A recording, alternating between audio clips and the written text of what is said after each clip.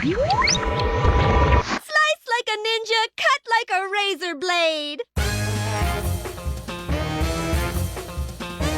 NIS brings the zany world of Disgaea to the PSP once again in Prinny 2, Dawn of Operation Panties Dude.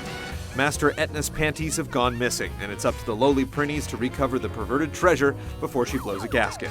Its over-the-top style is matched only by an insane level of difficulty that will make you squeal uncle more than once before Journey's End, if you make it that far.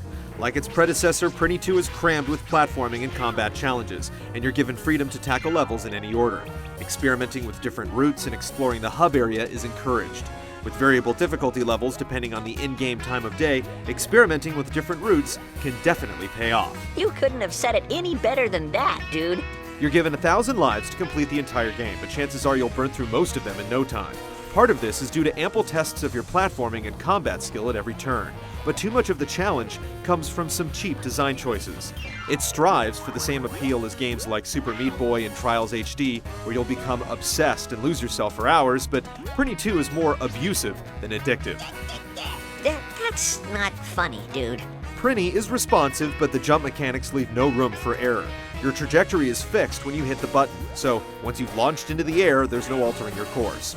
Despite the option to peek around the screen for traps and enemies, the game's fast pace will catch you leaping before you look all too often.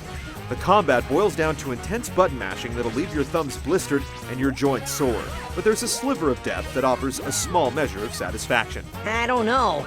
Sounds like a pain in the ass to me, dude. It's not necessarily a bad game, it's just far too difficult to enjoy. There's a lot of trial and error here, which leads to a lot of frustration. Prinny 2 certainly has a niche appeal with its presentation and premise, but the steep difficulty will turn most players off after a level or two.